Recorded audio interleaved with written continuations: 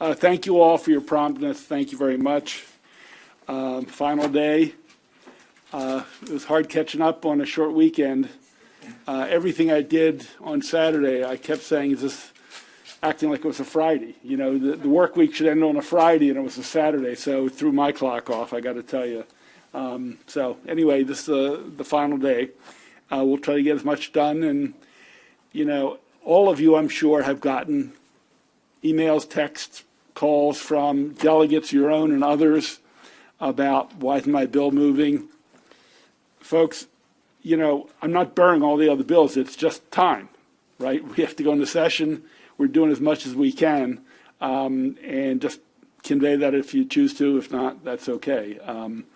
Anyway, we're going to try to get through as much as we can. There is some food back in the back chamber.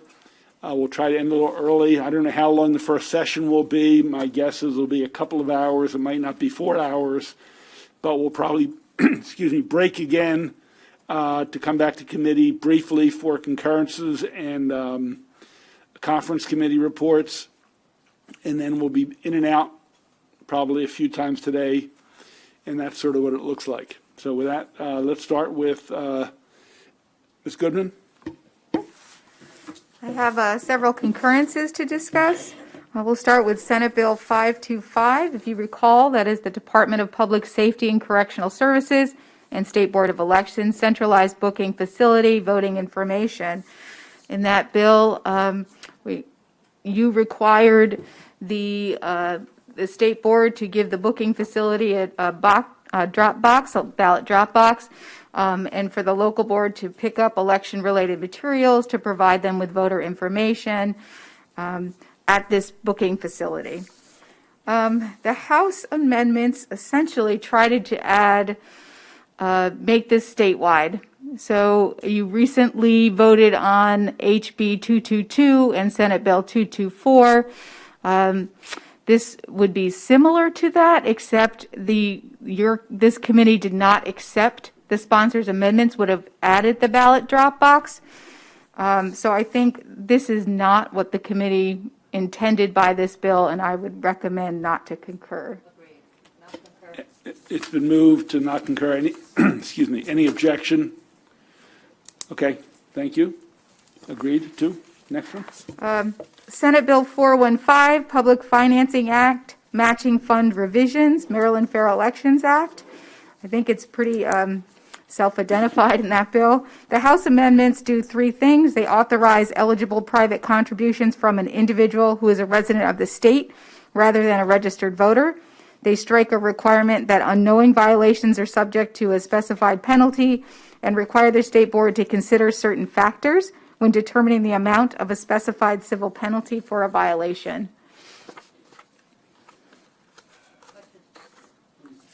Could you just repeat the very first thing about the clarification between voter and, can you just read the first part? And second, you said a specified penalty. Can you just say what that is, please? So I don't have the full reprint in front of me, but to get matching funds for certain eligible private contributions, they have to meet a requirement. In the Senate version of the bill, it had to be from a registered voter, and they had to be accompanied by a voter contribution card. The House makes this, expands this and makes it to any individual who's a resident of the state rather than a registered voter. The penalty provision is that if an individual violated the provisions of this act unknowingly, they would be subject to a specified civil penalty. They struck that provision.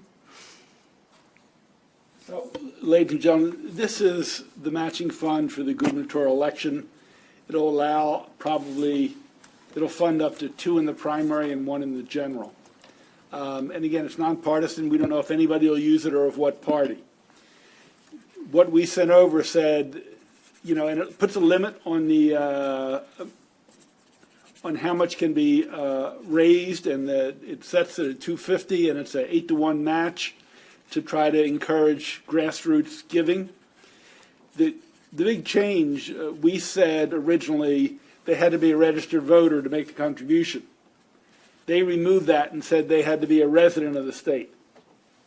That's the most fundamental issue. I lean towards registered voter, but I don't want to kill the bill. I don't know if we could probably go to a conference and sort it out. I have not talked to them. I don't know what drove them. It opens the universe as to who can give. But I have it's up to you folks. I mean, what you think. Madam Vice Chair. Thank you, Mr. Chair. So first off, just to clarify, so that's for people who are not yet citizens, it could be teenagers who aren't yet eligible to vote, which is kind of exciting if they wanted to give $10 or something. I just want to make sure that it's still individuals and that this doesn't allow for corporate matching funds or anything other than that. Yeah, that was one of their amendments, I believe. It says individual. I just want to make sure. Yeah, corporate donations are not allowed. Yeah, I'm in a voting session.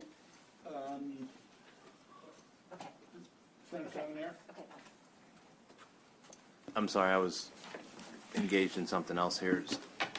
Can you just give me the high level again? This is the matching with a cap on giving for those that want public financing in the gubernatorial race only. Okay. The biggest change was originally it said to contribute to receive the match, you had to be a registered voter. They removed that and replaced it with a resident of the state. So it's a broader definition, would allow a broader universe of people to contribute. Okay. I think that's, and they also struck, or they said explicitly, you can't have corporate donors. Again, it's capped at 250. Right. So what is the current law to say contribute to us? I mean, what limitations do we put on people donating to our campaign? I don't think that they have to be a resident because you're not receiving public funds in a match. This is eligibility to receive the match funds. No, but can we, the Senator wants to know, does someone have to be a registered voter to give to us? And I think the answer is no. No, the answer is no. Okay. Then the other question is, just because I know how we bring in residents, those who are not lawfully in our country, can they contribute to our campaigns personally? And would it open it up to this, that they could contribute? Is there anything about foreign nationals or anything?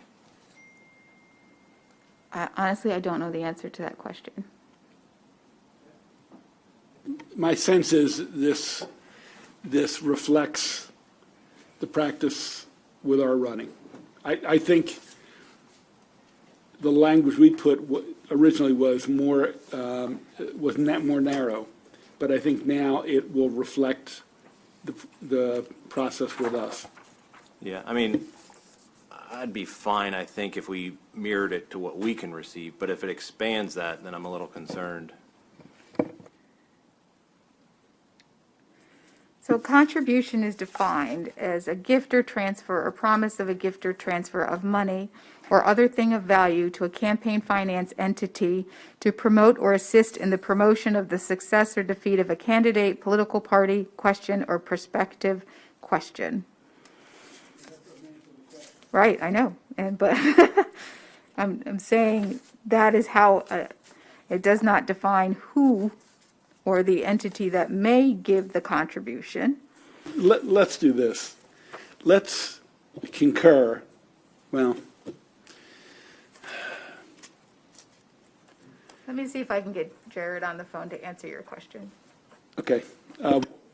We'll come back to this. But if this doesn't cause harm, I would suggest we concur and just move on. You have more? I do. I have a couple more, yeah. Okay. Okay. Senate Bill 427, Public Schools, Provision of Menstrual Hygiene Products Requirement. If you recall, this bill requires public schools to provide at no charge to students menstrual hygiene products via dispensers and women's restrooms at schools, and requires the state to reimburse county boards for the cost of purchasing and installing the dispensers. We had an agreement with the House. That was the way the bill reflected. Then it fell apart, and now it's back together again. So my recommendation is the committee concur because it is the bill as it passed out of this committee. They saw the wisdom of our way. Any objection to concurring? Thank you. One last one. Senate Bill 632. This bill is about contested elections, and if you recall, this bill essentially, it raised the threshold by which you could get the public financed recount in the event that there was a very close election. And for public financing, it set up contested election committees. The House amendments add on the Ways and Means Committee Chair's bill on risk limiting audits work group. This committee did not consider that bill this interim, and so therefore I recommend you not concur. Any objection? Yes. What? Objection to not concur? Objection to not concurring. Yeah, look. Yeah, so I defer to the body and obviously to the chair. As I mentioned to the chair on Saturday, it was my bill, and we've got no guardrails for recount fundraising and transparency and all that I don't love their amendments. The other thing they did is lift the cap. So if you lost by 1 million votes, but you're an uber wealthy person, you could ask for a recount, which I think is absurd. That was Delegate Shoemaker put that on, and people argued against it, but that was enacted. So I don't love the amendments, but I think the greater good would be to accept it and be done with the bill. So, but I will defer to the committee, obviously. Yeah, I think these amendments make it into a terrible bill. I think, the risk assessment is very expensive, and I'm not sure it's needed, the audit. And saying the committee recount under any condition is crazy. So I would move we not concur. So discussion, the floor is open for what the body wants to do. I mean, look, I'd like to see it in place, but not at any cost. And we've lived without this, and I know somebody got affected by it last time, but these amendments create all kinds of problems. So with all due respect to Vice Chair, I would move we not concur. Okay, any objection? Stacy, you're done? Okay, please. Okay. So federal law prohibits foreign nationals from giving. So if an individual is a resident of Maryland but still a foreign national, they are prohibited under federal law from giving to your campaign. Yes. Okay. And then under the concurrence, does that same rule apply? You are bound by federal law. They cannot, even if they're a resident, they cannot give. Okay, to the program. Correct. Okay. Okay. Thank you. Any objection to them concurring with the center? Well, what is defined as a foreign national who is a resident of the United States? Who is in here, an undocumented immigrant, a person who is not a citizen of this country. For example, maybe they came across the border, they do not have papers, they don't have a green card. That person is still a foreign national, even if they're a resident of the state of Maryland. So that individual would not be eligible to give to a political campaign. Okay, so someone who is a legal resident but not a citizen Correct. can give to a campaign. No. If you're a foreign national, if you are a citizen of a different country and not a dual citizen, then you may not contribute to a political campaign. Whether that person's here, Correct. documented or undocumented. Correct. Doesn't matter. Okay, thank you. Okay, any objection to concurring with the House amendments? Okay, done. Okay, Ms. Morton.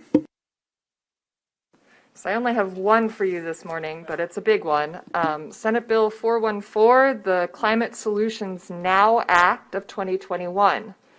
The House made a number of changes to this bill. They struck provisions that would have established net zero energy requirements for new buildings.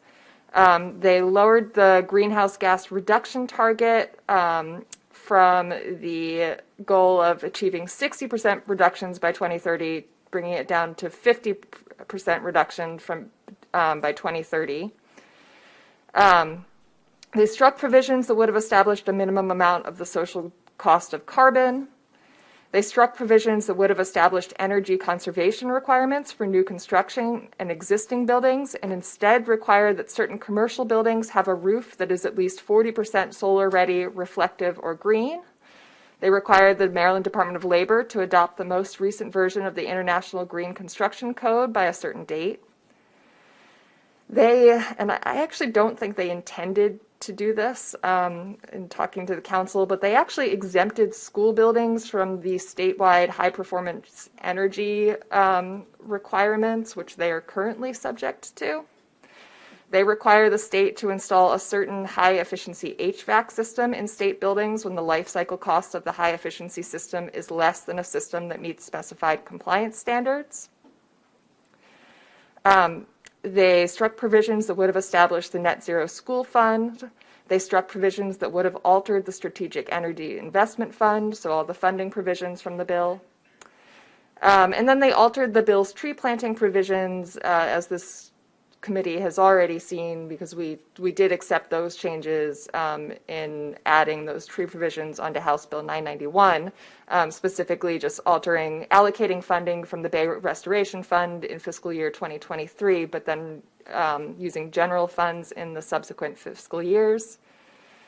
They added a provision from a House bill that is here that has not moved, requiring state agency responsible for the procurement of concrete to give a price preference to a concrete mix with low greenhouse gas emissions.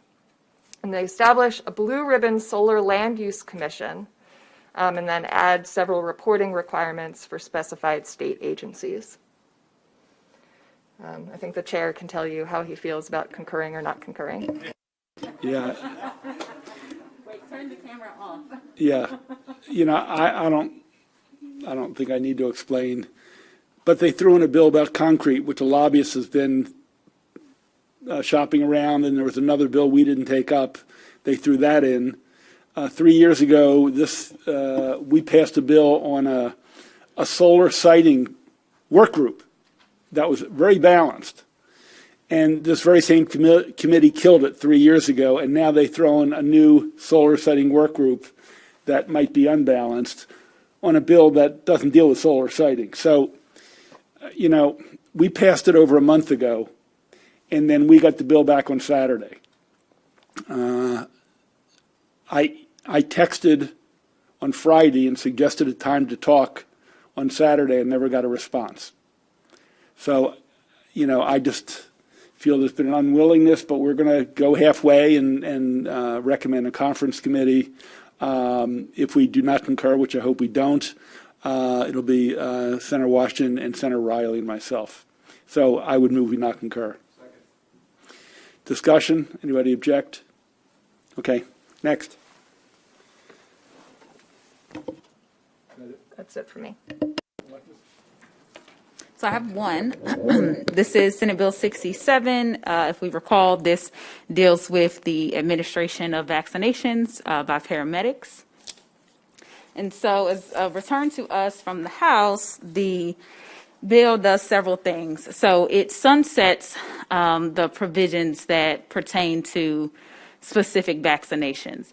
So COVID vaccines and influenza vaccines are added to the authority of the bill, will be placed under current law, but will be sunset on January 1st, 2023.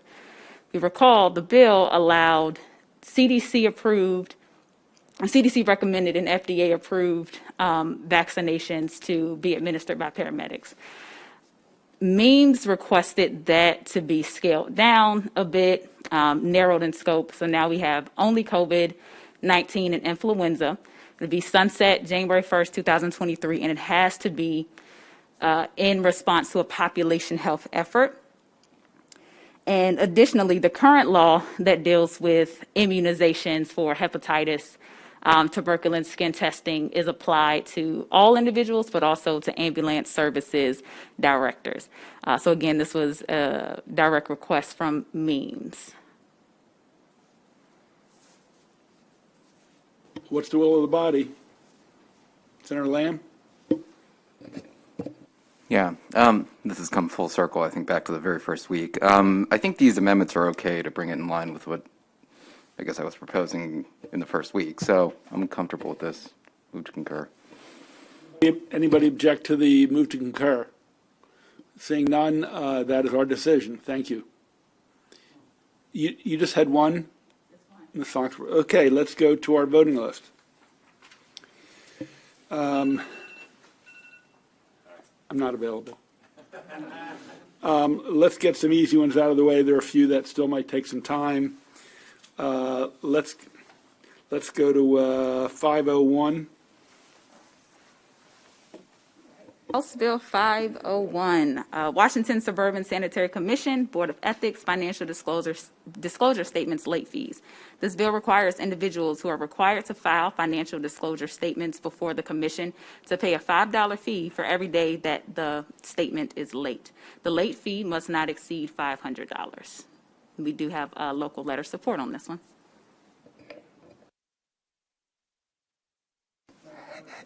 So is this a joint effort on the part of both Prince George's and Montgomery County? Okay. I didn't hear that part. Okay. Any objection to 501? C3? No, 501.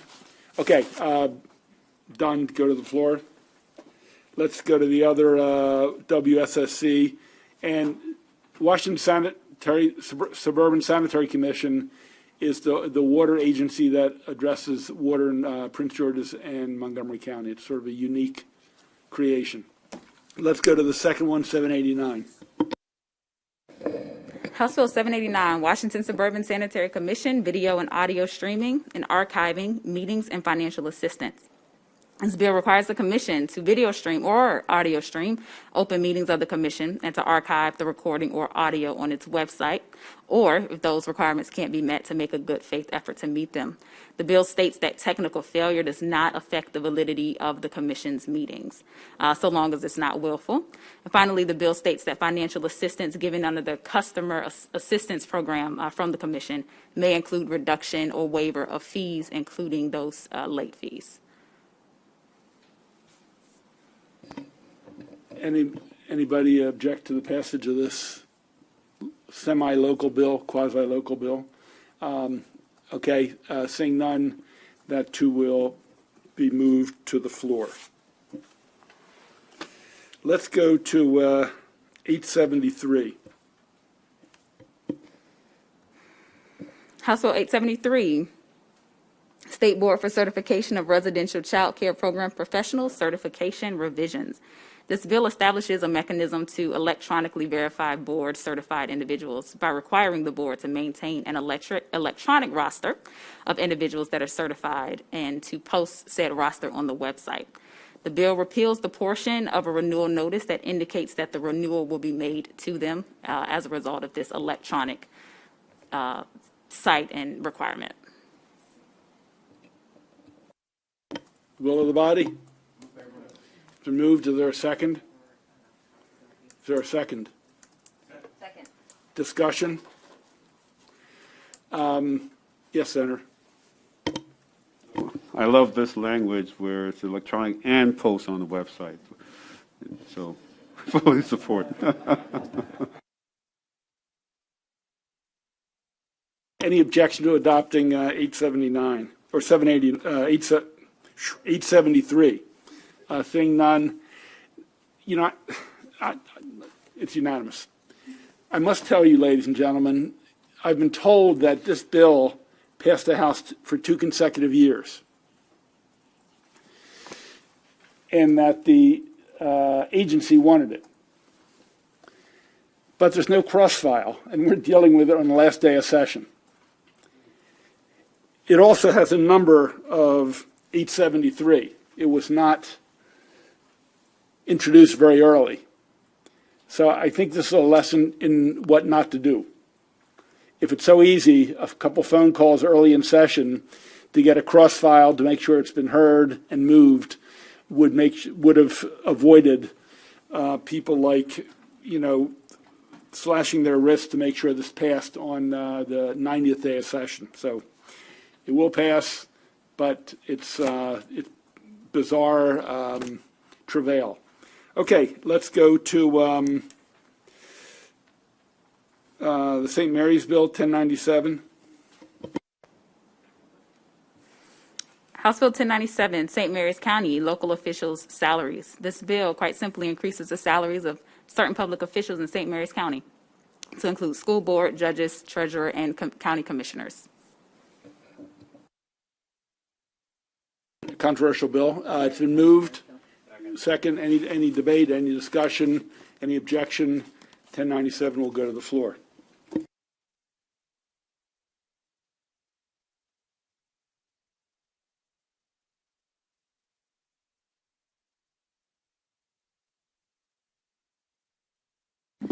House Bill 394, Public Schools, Fees for Summer School Courses, Prohibition. This bill prohibits a county board from charging a student a fee for enrollment in a summer school course if the student attends school in the local school system. Credit for the course is required for graduation from high school in that local school system, and the student previously took the course but failed or did not receive credit for the course. There's no amendment, but there was opposition at the hearing.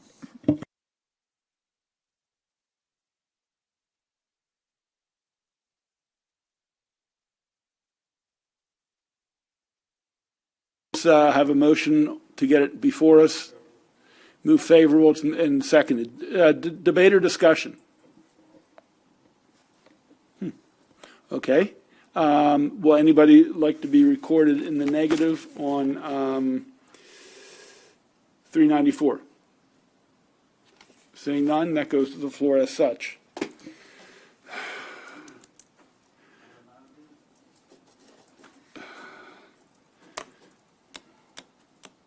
Uh, 527.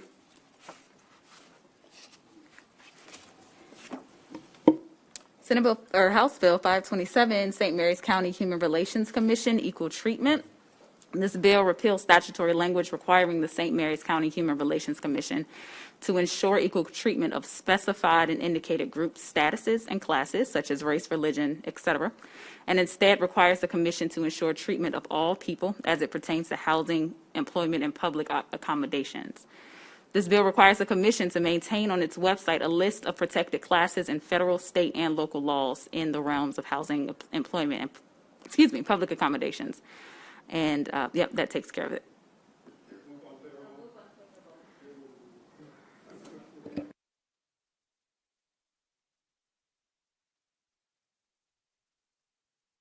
A comment, if I may, Mr. Chairman.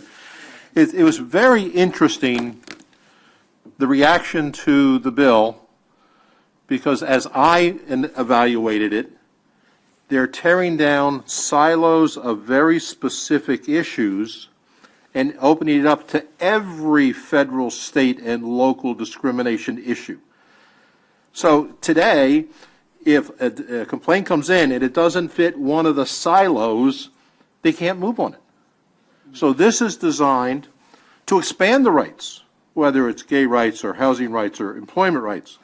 I find the removal of artificial barriers to be very complimentary. Thank you very much. Further discussion? Position. I think one of the members of the committee who moved unfavorable can probably speak to it. We'll go with I'm Vice just Chair. looking at the bill folder. In the bill folder, there was no opposition. There were only 3 people testifying. With due respect to our friends from Southern Maryland, my notes from the hearing were very concise. It said, ridiculous bill, period, amend or kill. That's what I wrote down. That it was not comprehensive, it was not inclusive, it was kind of the contrary of what my friend from District 33 said. I think it's moving in the wrong direction.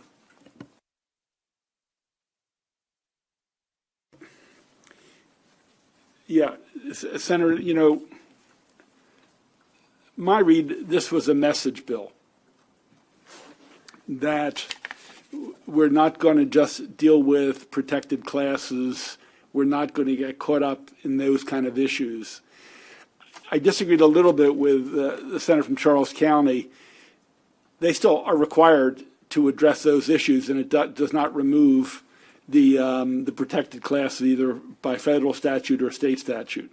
But I think the message of saying we're not going to get caught up in discriminated classes and we're here for all people, I think it's a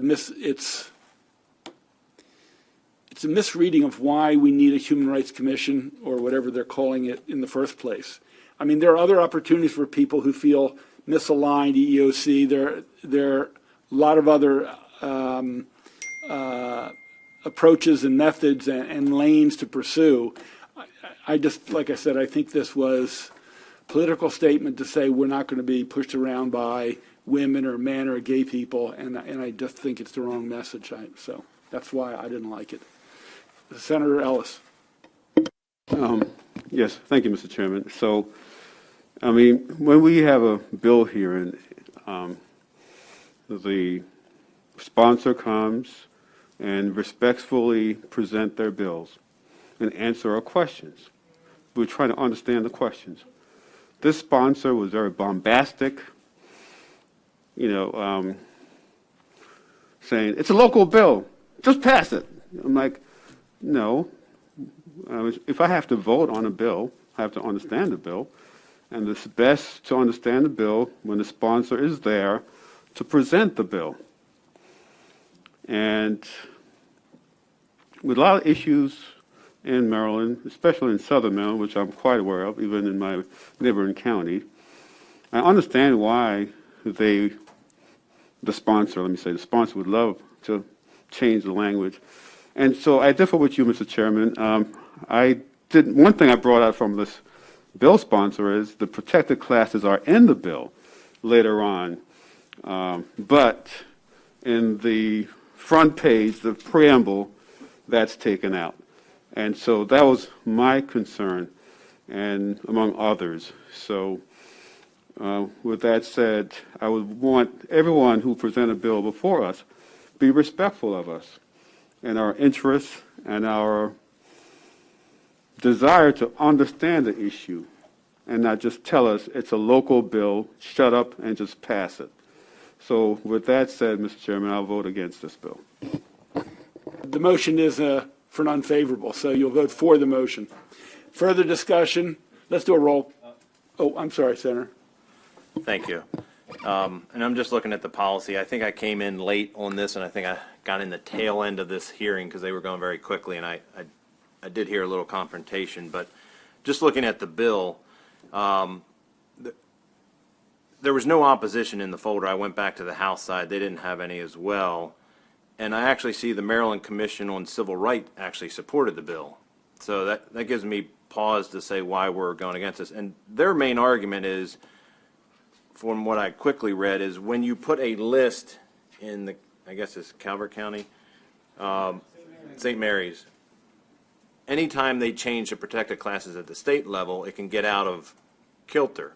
And if you just put the general statement, it'll incorporate all of it. And they stated in here that's the reason they support it. And they said in 2020 they added source of income as a protected class, but St. Mary's under this chapter doesn't have it, so they don't have the same protection in this, or addressing it in this commission.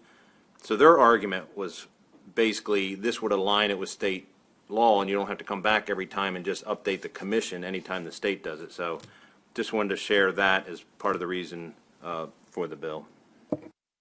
Thank you for the additional information. Okay, let's do a roll call.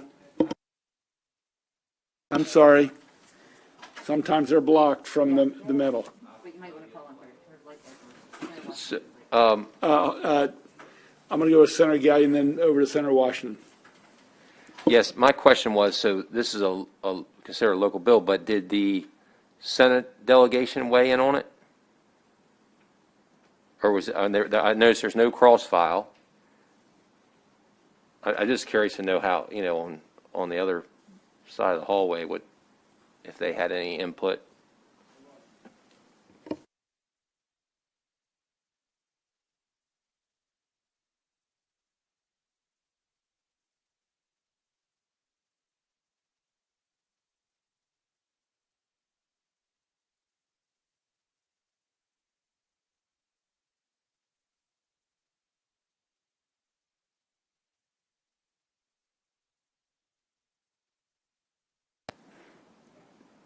There's a letter uploaded from a senator representing St. Mary's County in the floor system in support.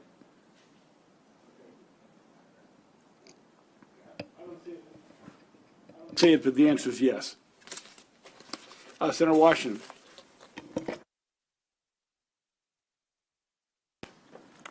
Thank you, Mr. Chairman.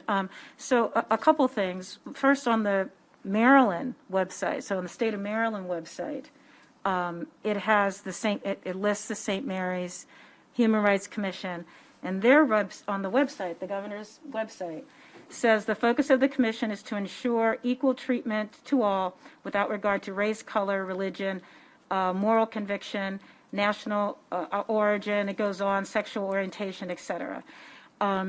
I do believe it's the laws that we extend don't change that frequently, that you can't update it. And also, this is Maryland law.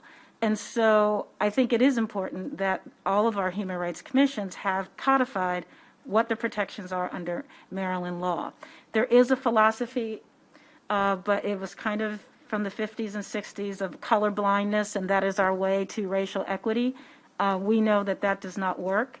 And so, or gender equality, et cetera, and that listing out is very important to not erase the differences and the ways in which our laws have disproportionately impacted. So it's important to list them out.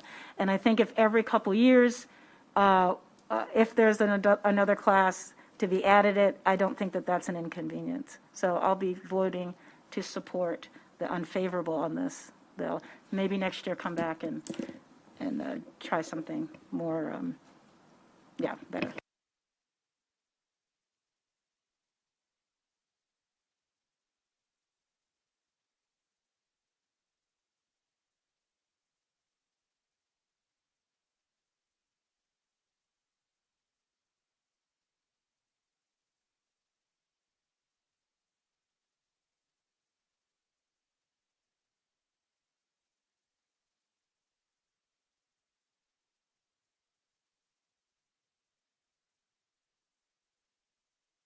I think this is a local bill. The State of Maryland Commission on Civil Rights supports it, so I will say no.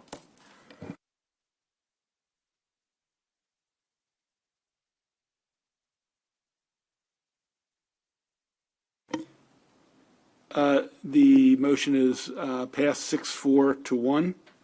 That'll go to the floor. Let's go to. I'm sorry.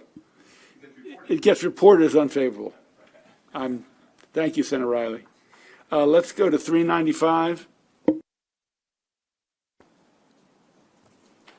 House Bill 395, business regulations, home improvement contracts, deposits.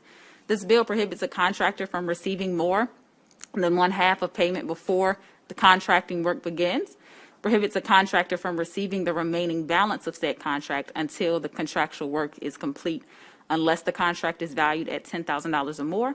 And if the contract is valued at such a price, payment may be based on a mutually agreed upon draw schedule.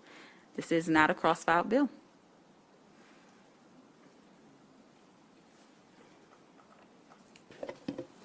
Let me ask you a question. It says a person may not receive. Mm-hmm.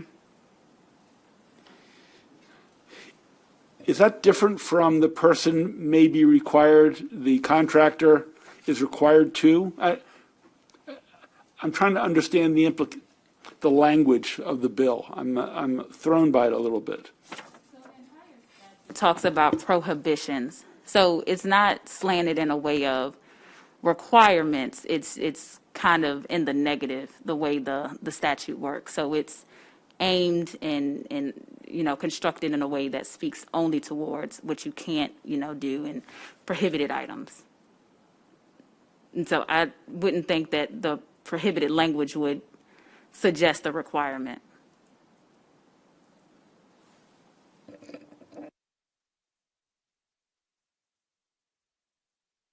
So it's going from a third to a half, correct?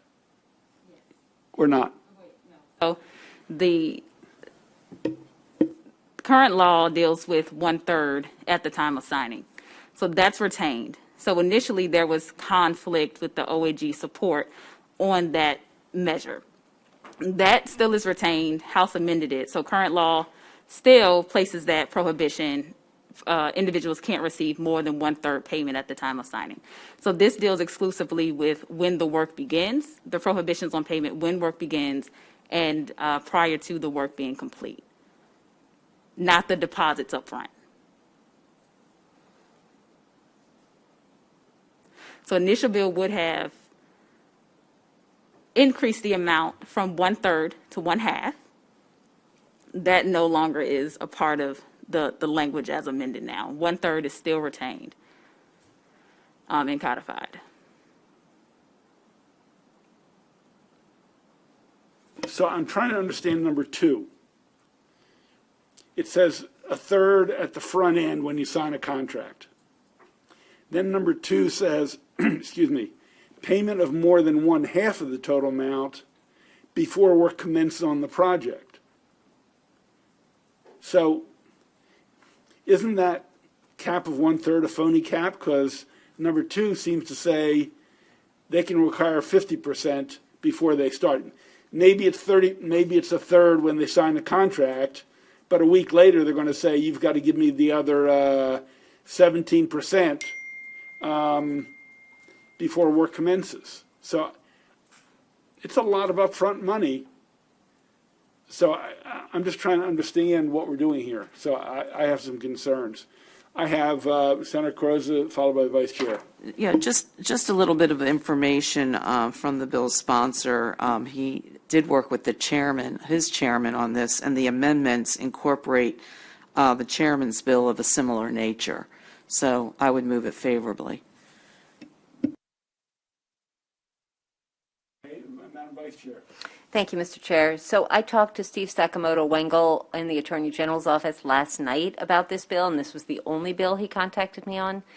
He was clear that he thought this bill was not perfect, but it's better than current law and provides some measure of consumer protection. So the question is whether we want to tweak this or wait until next year and do it better or whatever, and I think both of those are valid options. My question for Ms. Foxworth, so I thought what I understood from Mr. Sakamoto Wengel was 1/3 up front, then 50%. So now you're talking at 83% in, right? It's not 50% total going from 33% to 50, so you're only paying for 17% more. No. It says payment of more than 1/2 of the total amount. So it adds 17% under number 2. So to me, that's a little, okay. So not of the total amount due, of the total amount. Okay, so then that still leaves 50% that is upon completion. And what I was asking him about, until the home improvement specified in the contract is complete, and I asked, well, what if the contractor says it's complete and I say it's not complete? And he said that was then what litigation was for. So. Right, but if you retain 50%, if historically it's been 1/3 in the beginning at contract, 1/3 midway, and 1/3 when it's completed, this goes to 1/3 at contract, another 17 fairly early in the process, so there's 50%. But does it allow you to retain 50% till it's completed? So my understanding is that what a lot of us thought was 1/3, 1/3, 1/3, apparently is not in law. Apparently that's kind of what we believe, and I think that could be a perfectly lovely equation, but that's not current law. I'm texting. I understand it, but my question is, this says not more than 50% even before work commences. So there's more upfront money. Mm-hmm. But my question is, can you hold the other 50% until it's completed? And if so, if you don't think it's completed, you've got 50% of the money. So in some ways, it gives you more than 1/3. It gives you 50%, unless I'm reading this wrong.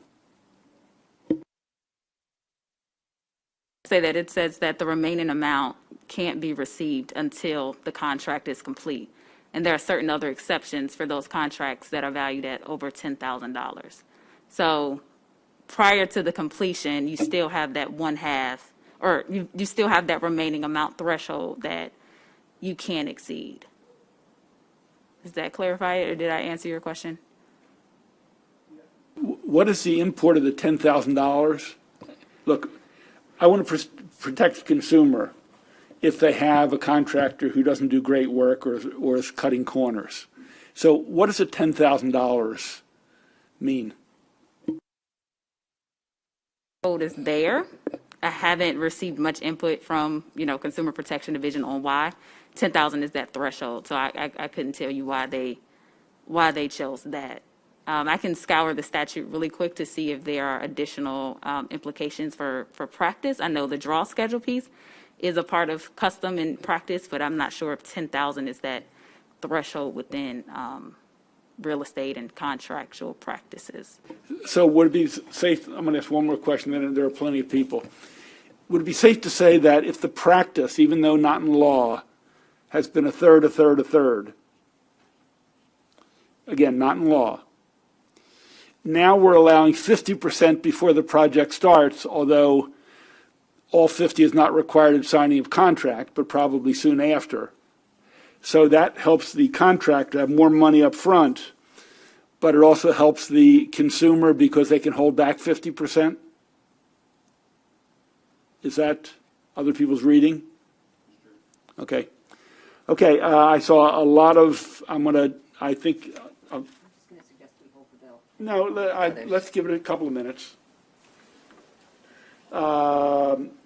Hester Ellis, Riley, Washington. To the time. Okay, my first question is just when I look at the floor system, I'm trying to make sure I've got the right amendment on the right bill. Is there another amendment in addition to the amendment that I see on my floor system? Senator Hester, you click on third reading, under text, third reading. Okay. And then the second question comes from, I was reading through the testimony from NFIB, and they say this is just enabling legislation. Is that true?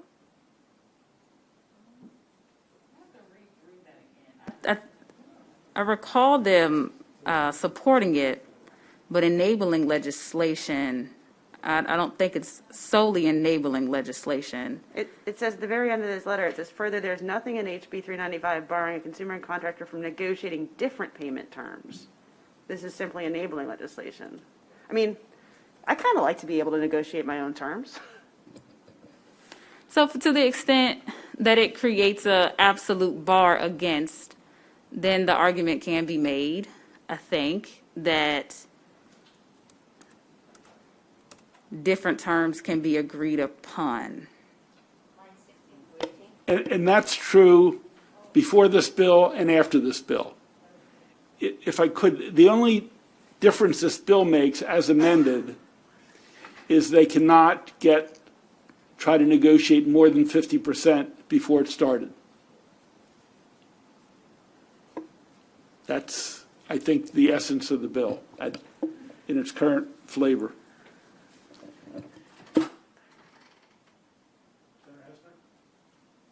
No, I'm good.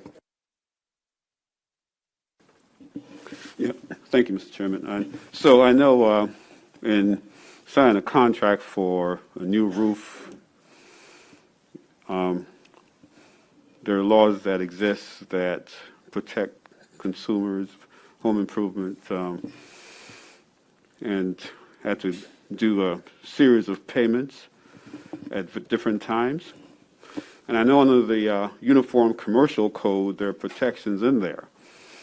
Of course, state law can say otherwise, but the Uniform Commercial Code, which is accepted nationwide, protect consumers.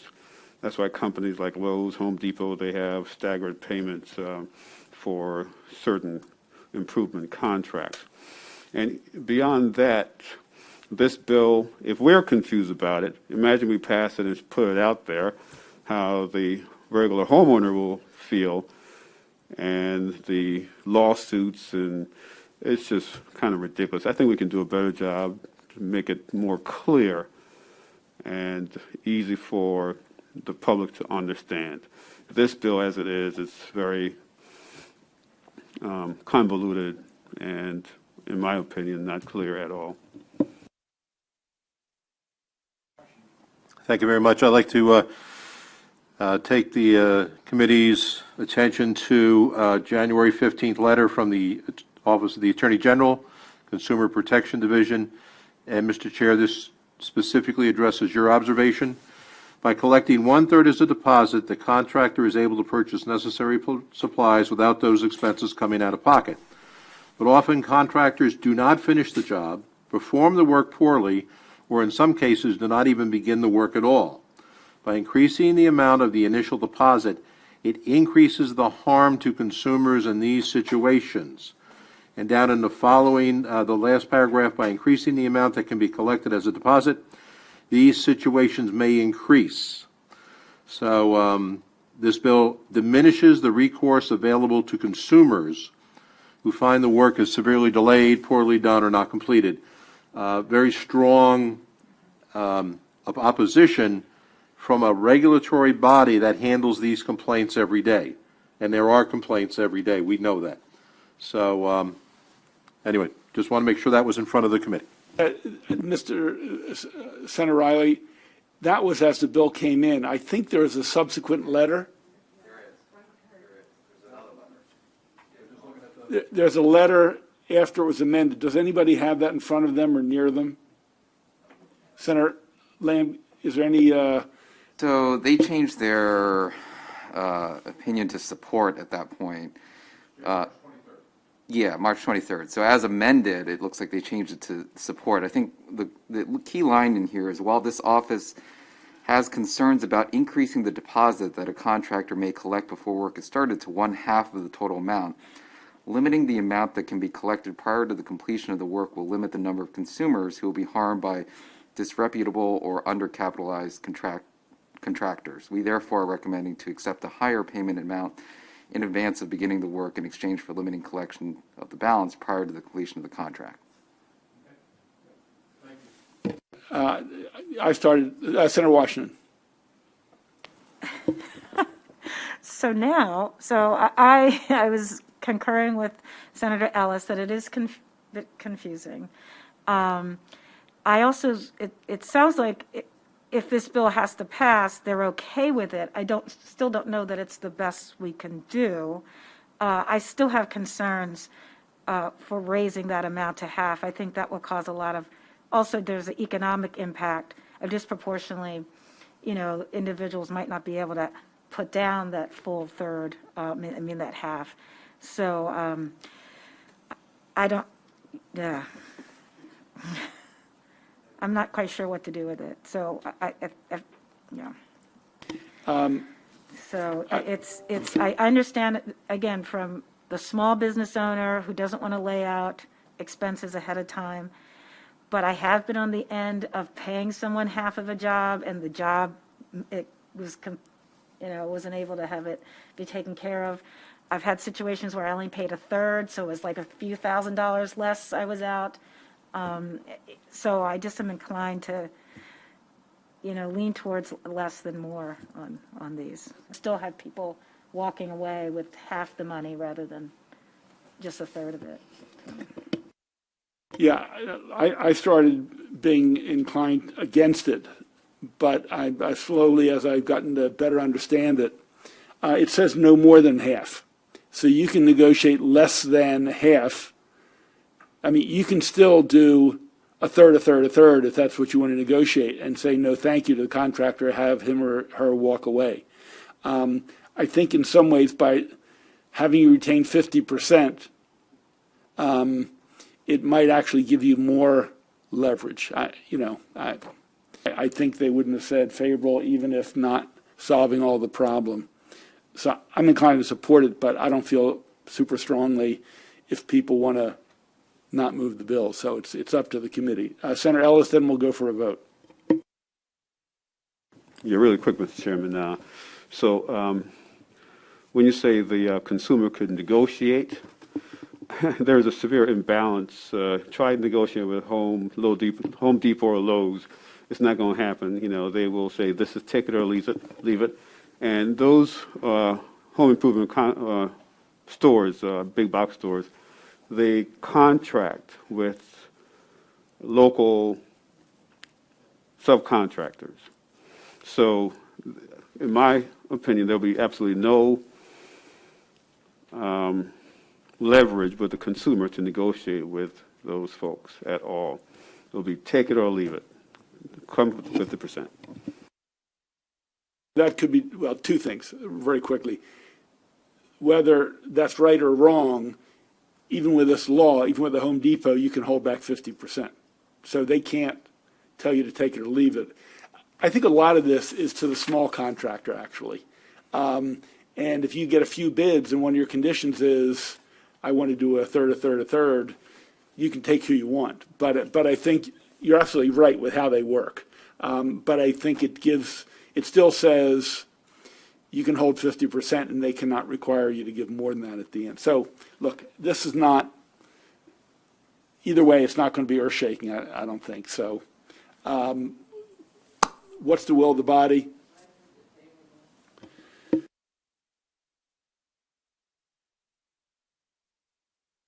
Do a roll call. Again, I don't think either way is going to change the world. Okay, it's been moved and seconded, favorable. Let's do a roll call.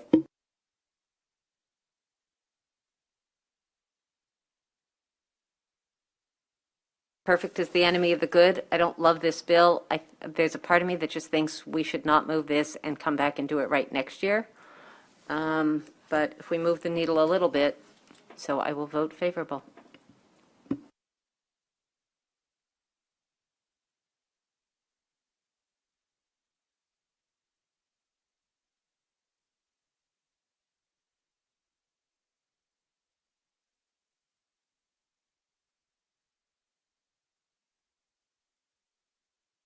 Because I can't imagine putting 30% down on a really large, like building a house. I just can't imagine putting 30% down. That's 30% now. See, we don't.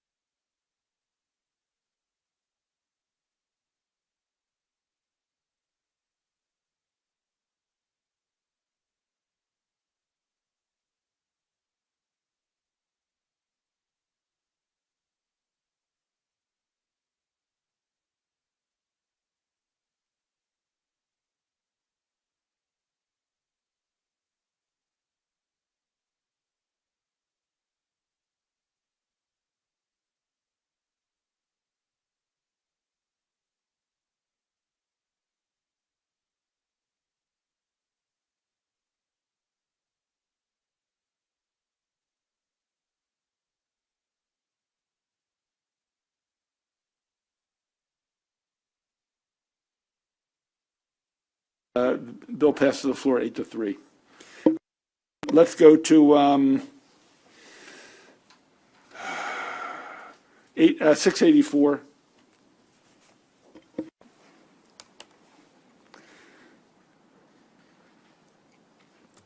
House Bill 684, professional land surveyors, surveying practice, definition, and licensing exception. So this bill alters the definition of the practice of land surveying within the Land Surveyors Act and excludes those who use measurement devices for the purpose of determining topography and contours from the licensing requirement, so long as they're certified by an entity acceptable by the State Board for Professional Land Surveyors. Now, I've been told this technical language, the exception, though technical in language, mainly applies to those who use drone technology on a small scale. Committee? It's been moved. Is there a second? It's been seconded. Discussion. Would anybody like to be recorded in the negative on 684? Okay, bill is passed unanimously to the floor. We're down to two more. We're going to get a 77 next, but we're not going to have a long conversation.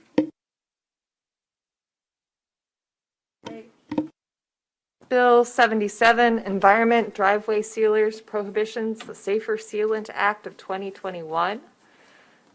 So as it came over, this is the bill that required the Department of the Environment to develop labeling standards for a person supplying, selling, offering for sale, or manufacturing a driveway sealer for use in the state, and would prohibit the supplying, selling, offering for sale, or application of a, quote, high PAH driveway sealer. There are amendments in your packet beginning on page 5, and I have included a reprint this time beginning on page 8. So these amendments would only prohibit coal tar sealants or sealant products, which is defined to mean a coal tar pitch or a sealant product containing coal tar or coal tar pitch volatiles with more than 1,000 ppm polycyclic aromatic hydrocarbons by weight. And it would specifically, so if you go later in the bill or in the voting packet, page 12, bottom of page 11, and top of page 12, it would only prohibit the sale of these products and the application of these products to driveways or parking areas. That is a revision from the last version of the amendments based off of the discussion at the last voting session. Ms. Morton, does it, by its definition, exempt airports? It only prohibits the application of these products to driveways and parking lots. Okay. And if someone were to ask about polycyclic aromatic hydrocarbons, could you explain it to us? That was a rhetorical question. Senator Riley, followed by Senator Riley. Oh, it's on me. So, Mr. Chairman, it's a great question. It goes to my question for our consultant attorney, staff person who knows all. It's been presented to the committee that there is documented adverse impact to people's health. Is there anything in the file that confirms that? Because all I've heard is the verbal presentation. I've not seen any studies or reports. So there have been studies done, I think, by the U.S., I forget if it's the Geological Society, and there is a letter of testimony, just obviously not supporting or opposing, but from the Maryland Department of the Environment that does talk. I think the concern is less direct impact on human health and more impact on environmental health when it runs off into streams and waterways. There have been streams and waterways in the state that have been found to have high concentrations of these chemicals in the sediment, and they do cause environmental harm to species in the water. Whether that I am not as aware of direct, issues concerning human health, although they are known carcinogens. But unless you're rolling around on your driveway or drinking this stuff, it's probably not.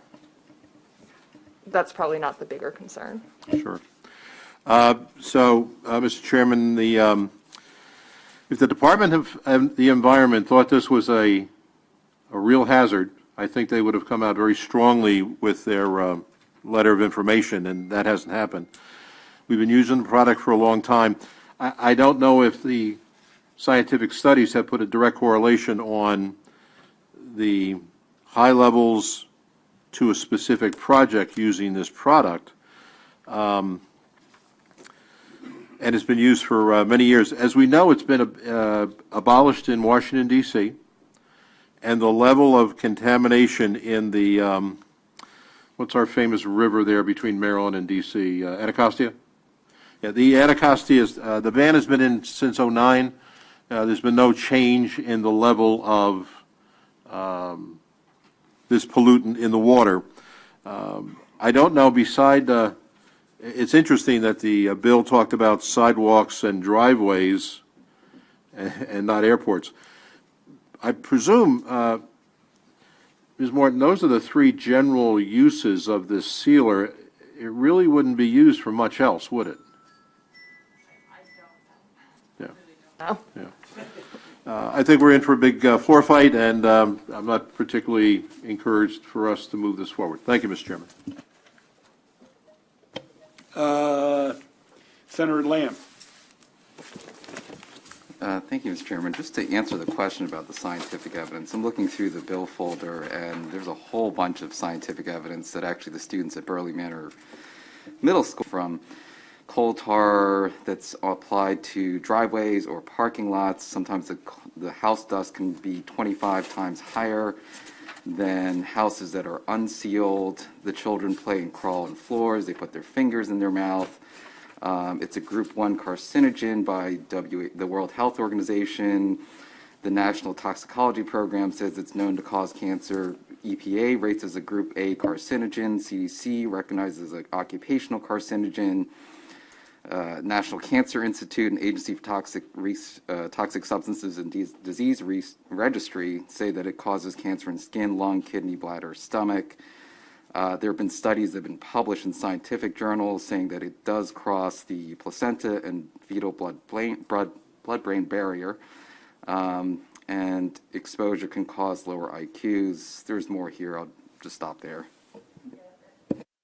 I will just echo, so I did find that there is in your packet there should be in the bill file online, this big study by the U.S. Geological Survey, which sort of, they consolidate a lot of the research, and they do say key findings. There are human health concerns and aquatic life concerns, just on the first page, and they go into that. So, Yeah. Senator, we're going to take two more comments, then we're going to vote. Look, so first a comment. I was kind of looking through some more of the testimony after we talked about this initially the other day. It looks like for a lot of these commercial parking lots, if this is banned, what they do is mill off the top 2 inches, and that would actually have a negative effect for the environment, the way I read it. So I don't know if folks are familiar with millings. I know I've had them brought in for the long farm lanes and stuff where they grind off that top couple inches. So there's another maybe unintended consequence. But also, I brought up the other day, kind of late in the discussion, about there's really nothing else they can do at the airports. So I was wondering if we could entertain a motion to exempt the airports out. They are, Senator. So that is fine. Yeah, the new definition is driveways and parking lots. Okay, well, all right. So back to the milling issue. I don't know if we haven't really discussed that. I mean, this is a pretty big issue here. We're getting kind of late, but I just worry about that as an unintended consequences, where you have all this, these grindings that are being taken off. What effect does that have on the environment and price and such? So thank you. Just jump in there. So some of that testimony was based off of the bill as it came over from the House would have banned all high PAH sealants, which is basically almost everything that's on the market. My understanding is many driveway companies don't really even use these coal tar sealants anymore. So again, the amendments from the sponsor take it down just to coal tar products. There are alternative products that this bill would still allow you to use as driveway sealants. So it wouldn't necessarily mean you'd have to do the milling. It would just take one segment of products off the market. Yeah, and on that note, very briefly, then we'll go to a vote.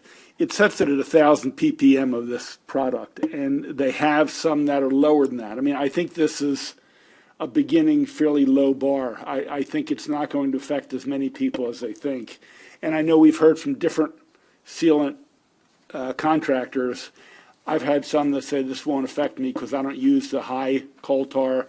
And apparently there's some, I know Senator Riley shared a couple that have still continued to call them. So Washington's had it for 11 years. They actually went to de minimis, which means if you have any of these PAHs, this only says over 1,000. So I think there are products. I'm going to vote for it. But I do. I had Senator Simon there and then the Vice Chair. But please, we're at quarter of. I want to invite you to some food in the back, and we had one more bill. Thank you.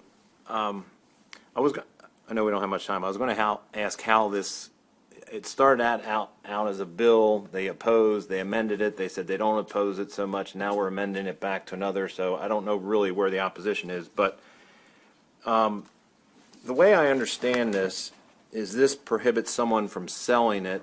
It also prohibits somebody from applying it unless they have the labeling on there. So the first question is, well, I didn't see any penalty in this bill.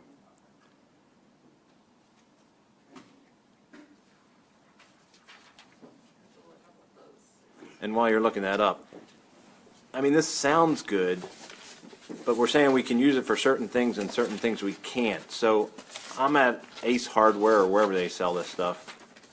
How does the seller, the small business, know what the application's for? I mean, they said they can't sell. Are they going to have to fill out a form or something that say we're only going to use it for this? I mean, how are we going to implement this? I mean, I go to the store, I'm saying, okay, there it is, it's allowed for certain things, I'm buying it. Is it the obligation of the small business to say, what are you using this for? And if they don't ask them, then they're going to get penalized? Or, I mean, I think it's very problematic how you're going to implement this. And then I'd like to know what the small business's penalty is going to be for it.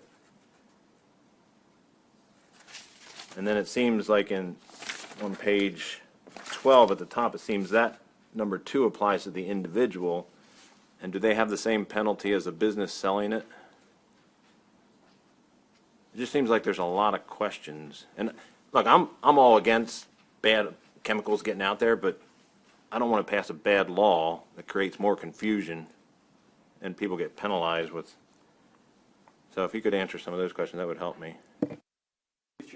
Thank you, Mr. Chairman. Senator Simon Ayer, apparently Ace Hardware and Lowe's and others actually stopped selling coal tar sealants because of liability concerns. So I think the market is already addressing this. I understand what Senator Riley said, that certainly some are there. But if we try to constrict supply that is based on, and again, I know I made a confusing analogy to neonicotinoids, but if we take bad stuff off the market without banning it, but we at least make it harder to find, harder to get. The other thing is that Ms. Morton talked about if kids are rolling around on the driveway or something. I think there's something more basic, which is you walk on your driveway, it's on the bottom of your shoes, and then you walk into your house. And, you know, the cat and dog are on the floor, and other people are on the floor, and that's how you get it ingested or inside your house. So it can be much more sort of mainstream than rolling around on the driveway, which kids do also. But so I think this is a common sense environmental health protection. So I'll be supporting the bill. Roll call.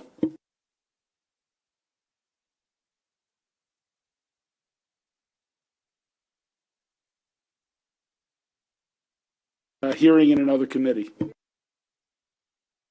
Was there any objection to the amendments which actually soften the bill? Was there any objection to the amendments? Seeing none, they're adopted. I think the Vice Chair and Senator Lamb are voting the same way. I don't think it affects her vote.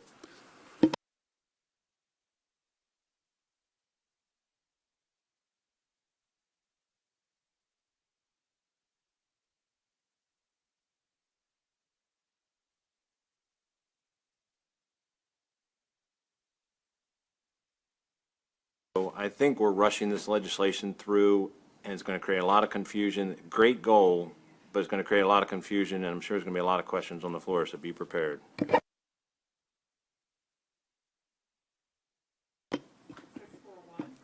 Vote is 6-4-1. The bill passes and goes to the floor with a favorable.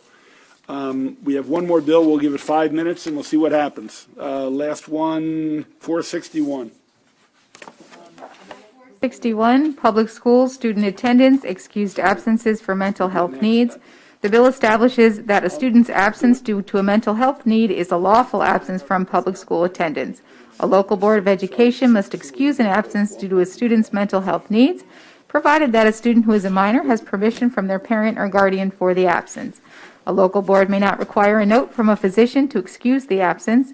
A student who is absent Okay, due to... I'm going to interrupt. The bells are ringing, and I want people to get a little bit in their stomach. There's an amendment before, we're going to come back to this probably after the first session. It's not dead yet. No, that was not meant to be glib, just because we didn't get to it. We'll come back to it. I'm not trying to blow this off. Hold 1 second. Please, Senator Kagan. This is on your desk. You had an amendment that has my name on it. It's an amendment to House Bill 369, which is going to be on third reader, so it can take a floor amendment. This just clarifies it's something that Jared DeMarinis clarified about what counties and the state should each fund, and it just makes sure that that absentee ballots and stuff are that it's 50-50, so the counties don't get burdened with that. So I'd like to move the favorable amendment. It looks like Stacy is handing it out right now. Hold on. Yep.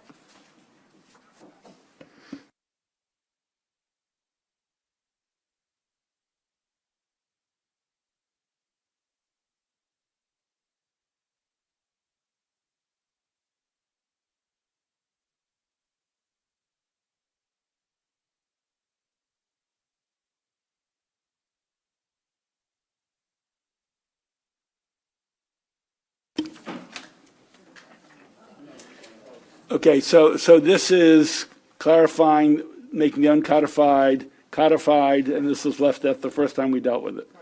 Any objection to this being a floor amendment? Seeing none, so being. Apparently they're calling us. See if you want to go back, pick up some food or get a little bite to take care of you before we go in.